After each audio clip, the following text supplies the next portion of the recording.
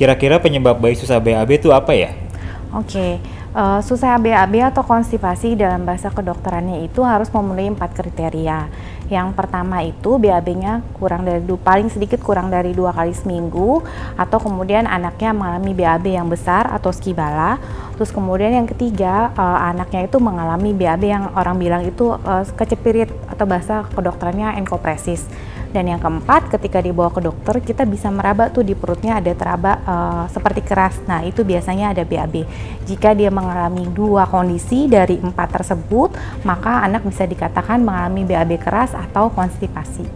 Kalau bayi tidak BAB itu berapa lama, Dok? Kalau lama maksimal itu tergantung usianya. Kalau misalnya bayi itu tidak ada batasannya karena dia masih ASI. Tapi kalau sudah mengkonsumsi makanan di atas 6 bulan itu paling enggak dia 1 kali dalam seminggu. Atau misalnya dia lebih dari 1 kali dalam seminggu tapi mengalami BAB-nya udah keras, atau misalnya dia menangis saat BAB seperti teriak, atau dia mulai mengalami kecepirit, harus hati-hati. Dia sudah mengalami ke arah konstipasi atau BAB yang susah. Lalu penanganannya seperti apa, Dok? Oke, penanganannya sebetulnya tergantung dari penyebabnya ya. Kan penyebabnya itu dibagi menjadi dua besar. Yang pertama fungsional, yang kedua ada kelainan anatomi. Nah, karena yang paling banyak adalah yang fungsional, yang pertama itu kita bisa edukasi dulu orang tuanya. Terus kemudian kita kasih tahu apa itu BAB susah, yang tadi 4 kriteria tadi kita jelaskan ke orang tuanya. Jika ada mengarah ke sana, maka hati-hati nih, anaknya sudah mulai mengalami konstipasi. Terus yang kedua adalah diet diperbaiki. Yang pertama tinggi serat untuk memperbaiki konsistensi dari BAB. Terus yang ketiga itu berikan cairan yang cukup.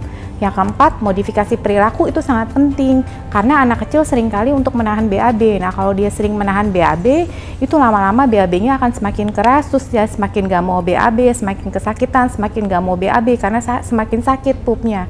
Dan yang kelima adalah aktivitas. Aktivitas itu sangat penting untuk merangsang dari pergerakan usus. Terus kapan, Dok? Kira-kira orang tua harus membawa anak kalau anaknya susah BAB? Oke, tanda bahayanya yang pertama, kalau misalnya BAB-nya nggak bisa keluar, atau ketika dia sudah mulai duduk di toilet itu dia kayak teriak-teriak kesakitan.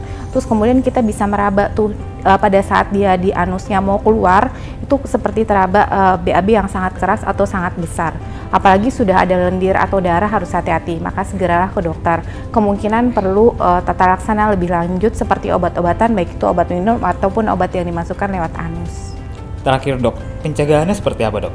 Pencegahannya yang paling penting adalah konsumsi serat yang tinggi, terus kemudian cairan yang banyak karena itu nanti bisa berimpak kepada pembentukan BAB yang sangat keras. Terus kemudian gak boleh nahan pup, ya, perilaku hidup. Terus yang terakhir adalah aktivitas, karena aktivitas itu sangat membantu untuk pergerakan usus.